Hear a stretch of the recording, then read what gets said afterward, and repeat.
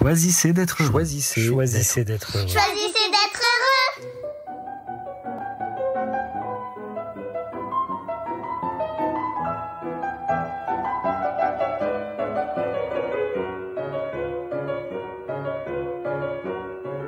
Oui, mais...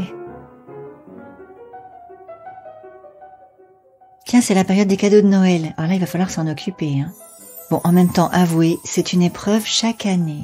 Non pas que ça vous ennuie de faire plaisir à ceux qui vous sont chers, mais chaque fois que vous y pensez, chaque fois que vous vous posez pour essayer d'établir cette sacro-sainte liste des cadeaux de Noël, le doute vous prend. Non, vraiment, j'hésite. Alors pour Sophie, un livre ou un CD? Un livre sûrement, c'est une bonne idée, un livre, non? Ah, un peu vieillot, un peu intello peut-être? Oui, mais un CD, on n'est jamais sûr qu'elle ne l'a pas déjà. Puis d'ailleurs, aujourd'hui, tout le monde est abonné à Spotify. Plus personne n'achète de CD. Ou alors un abonnement au théâtre, peut-être. C'est chic et puis c'est original aussi.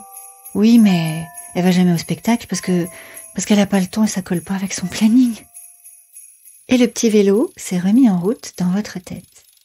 Comme hier soir, lorsque vous êtes arrivé, les mains vides chez des amis.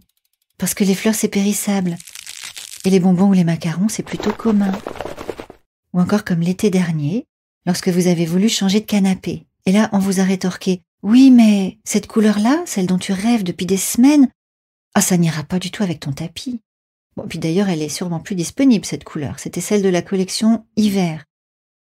Ou pire encore, « Oui, mais est-ce que tu as vérifié les dimensions?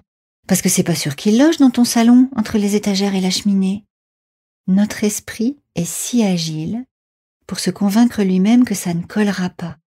Si créatif pour échafauder des arguments qui nous évitent d'envisager comment ça pourrait peut-être marcher quand même, juste pour éviter de se projeter dans le scénario gagnant, s'interdire de réussir en quelque sorte, se convaincre que cela ne logera pas dans notre vie, comme si ça prenait trop de place d'être heureux.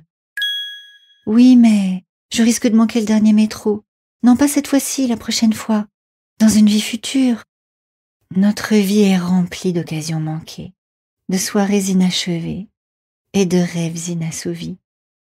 Ah, c'est certain, lorsqu'on essaye, on prend le risque de rater.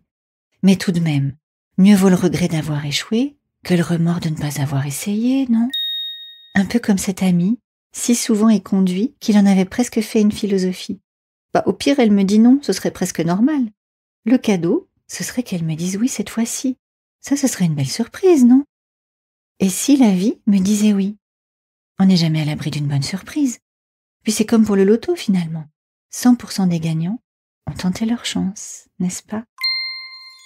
Alors cette semaine, et si vous décidiez que ça pourrait marcher? Au moins en partie, au moins un tout petit peu, juste pour goûter une bouchée du gâteau. Laissez-vous surprendre par la vie.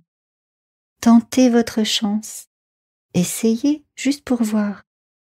Et si vous manquez le dernier métro, ce sera sûrement pour la plus belle des causes, juste pour choisir d'être heureux.